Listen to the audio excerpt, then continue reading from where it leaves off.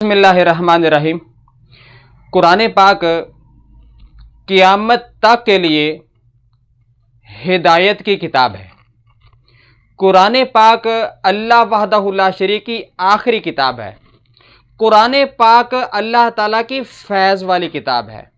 कुरान पाक अल्लाह ताला की बरकत वाली किताब है। मैं इसकी एक मिसाल देता हूँ हदीस पाक से।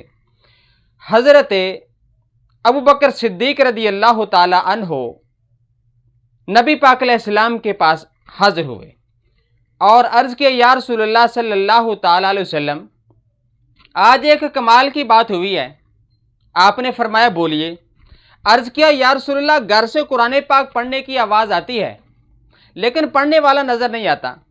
मेरे सरकार सल्लल्लाहु ताला अलैहि वसल्लम को अल्लाह ताला ने इतना इल्म अता फरमाया। मेरे सरकार ने इरशाद फरमाया, दरअसल ए अबू बकर सिद्दीक, बात यह है, यजतमिउनल मलाइकातु अला शारी व यक़राउनल कुरान। तेरे घर में मेरे जुल्फ़ें पड़ी हुई हैं, मेरे बाल पड़े हुए हैं और मेरे बालों के, मेरी जुल्फ़ों के इर्द गिर्द अल्लाह के फरिश्ते इकट्ठे होकर अल्लाह ताला के कलाम की तिलावत फरमा रहे हैं। अरे कुरान शरीफ ये बरकतों वाला है। जिस घर में तिलावत होती है वहाँ अल्लाह ताला के फरिश्ते नाजिल होते हैं। मेरे प्यारे भाइयों, हुजूर नबी पाक अलैहिस्सलाम के दीवानों, मैं एक बात आपको सुनाता हूँ। ये सुनन दारमी से मैं हदीस पाक सुनाता हूँ।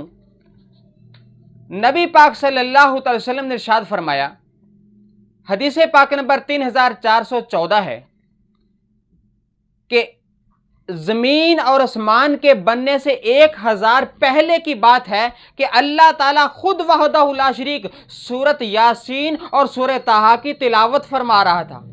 जब अल्लाह वहदहु ला शरीक ने हम पर नाज़िल होने वाले कुरान पाक की तिलावत फरमाई, फरिश्तों ने सुनी।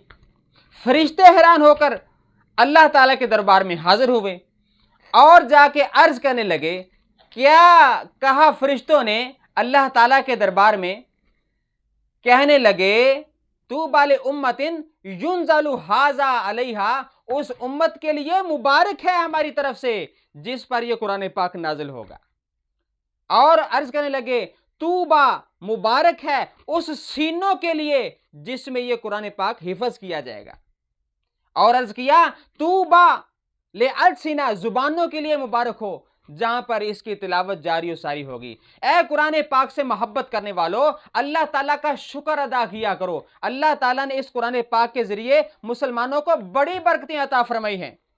हदीस पाक सुनी, हजरत अब्दुल्लाह इब्न अब्बास रज़ी अल्लाह ताला अन्हु का फरमान आलिशान है, मन अहब्बल कुराना फलयुबश्शिर, जिसको कुरान से मोहब्बत हो गई, हजरत अब्दुल्लाह फरमाते हैं उसके लिए खुशखबरी है।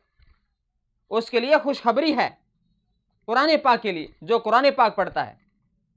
एक और बात हम सुनिए, कुरान पाक से मोहब्बत कीजिए। क्यों? इस कुरान शरीफ की हिफाजत का जिम्मा वहदहु ला शरीक ने लिया है। फरमाया, इन्ना नहनु नज़्ज़लना ज़िक्रा व इन्ना लहु लहाफ़िज़ून। इस जिक्र को नाजिल करने वाले हम हैं, इसकी हिफाजत हम फरमाने वाले। या मौला करीम, इंजील भी तो तूने नाजिल की है ना। या मौला करीम, तौरात भी तो तेरी किताब है। मौला करीम, ज़बूर का नाजिल करने वाला भी तो तू मालिक है, सिर्फ कुरान पाक का जिम्मा क्यों लिया? जवाब बड़ा प्यारा है। मुसलमान भाइयों, तवज्जो के साथ ये जवाब सुनिए और कुरान पाक से मोहब्बत करना शुरू कीजिए। जवाब क्या आता है?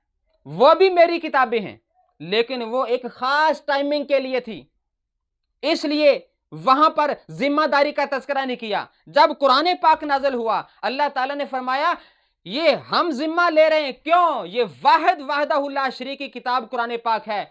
फरमाया, ये क़यामत तक मोहम्मद का कुरान ही चलना है, मोहम्मद का कुरान ही चलना है। अल्लाह अकबर। इतनी फैज़ वाली ये किताब है।